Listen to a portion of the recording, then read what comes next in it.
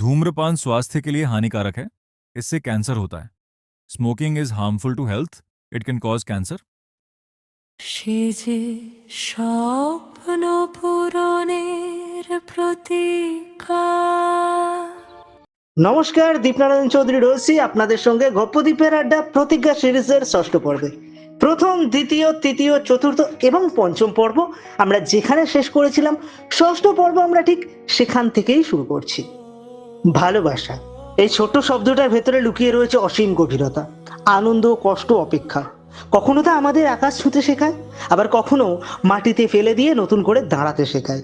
এই গল্পটা শুধু রাহুল, ঐশী আর মেঘলার নয়, আমাদের সবার গল্প। জীবনে সেই মুহূর্তগুলোর গল্প যখন সবকিছু ঠিকঠাক চলতে চলতে আমরা ভেঙে পড়ি, যখন প্রিয় মানুষটা হারিয়ে যায়, শূন্যতায় ডুবে যায়, আবার সেখান থেকে, সেই শূন্যতা থেকেই তো নতুন করে আলো খুঁজে নিতে হয়। রাহুলের জীবনে ভালোবাসা এসেছে দুবার, দুই রূপে, দুই অনুভূতিতে। ঐশীর ভালোবাসা ছিল গভীর স্বপ্ন ভরা, আর মেঘলার ভালোবাসা ছিল ধৈর্য, বোঝাপড়া আর নীরব শক্তির প্রতীক। এই গল্প আমাদের শেখায় ভালোবাসা মানে শুধু পাওয়া নয়, কখনো ছেড়ে দেওয়াও। ভালোবাসা মানে ভুলে যাওয়া নয়, স্মৃতিকে সম্মান করে এগিয়ে যাওয়া। আর সবচেয়ে বড় কথা হলো, জীবনে কখনো কখনো থেমে থাকতে নেই। যেখানে শেষ, সেখান থেকেই শুরু করতে হয়। যারা ভালোবাসে বা যারা ভালোবেসেছেন, যারা হারিয়েছেন, তারা আবার নতুন করে বাঁচতে শিখুন। এটাই আমাদের গল্পের মূল ভাবনা। শুরু হচ্ছে প্রতিজ্ঞার ষষ্ঠ পর্ব। রাহুল আর ঐশীর সম্পর্কগুলো ধীরে ধীরে সুন্দর হয়ে উঠছিল।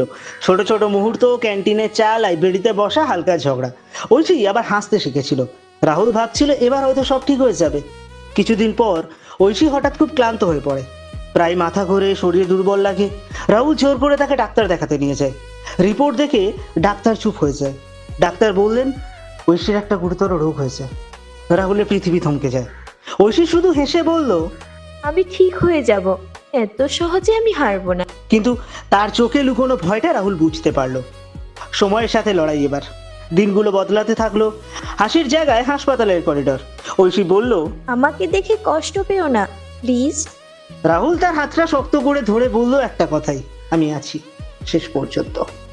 একদিন ঐশী বলল, জানো, আমি অনেক কিছু করতে চেয়েছিলাম। সব করবে তুমি? ঐশী হালকা হাসলো। সবাই তো আর পারে না। সেদিন প্রথমবার ভেঙে পড়েছিল রাহুল। ঐশী বলল, আমি চাই তুমি ভালো থেকো আমার পরে। রাহুল চিৎকার করে একটা কথাই বললো, এই কথাটা আর কোনোদিনও বলবে না তুমি। ঐশী শুধু তার দিকে তাকিয়ে রইল, নীরব এবং গভীর ভালোবাসায়।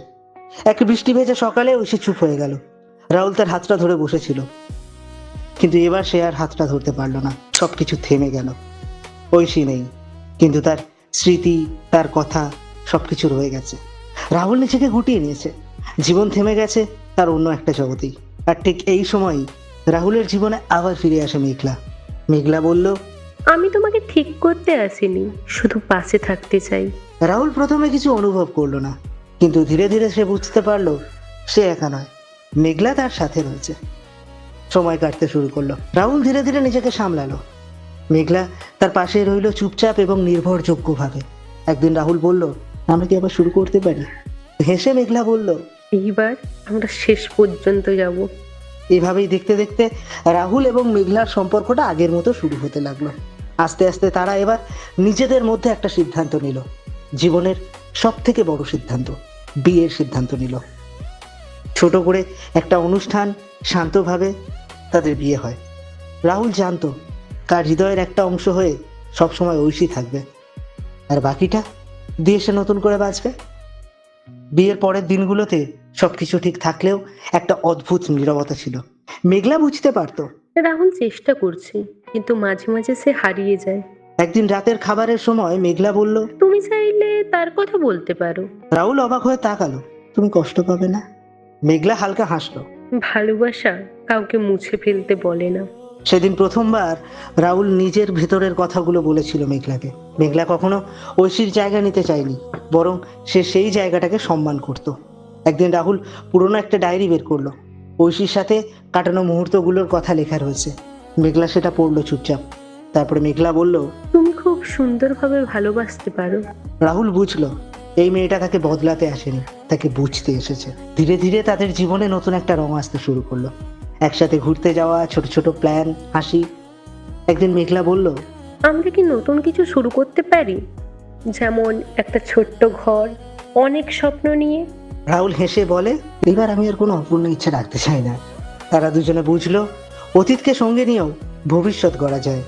একদিন সন্ধ্যায় রাহুল আর মেঘলা ছাদে বসেছিল, আকাশে হালকা তারা। রাহুল ধীরে ধীরে বলল, আমি এখনো ঐশীকে ভুলতে পারিনি। মেঘলা তার হাতটা ধরলো।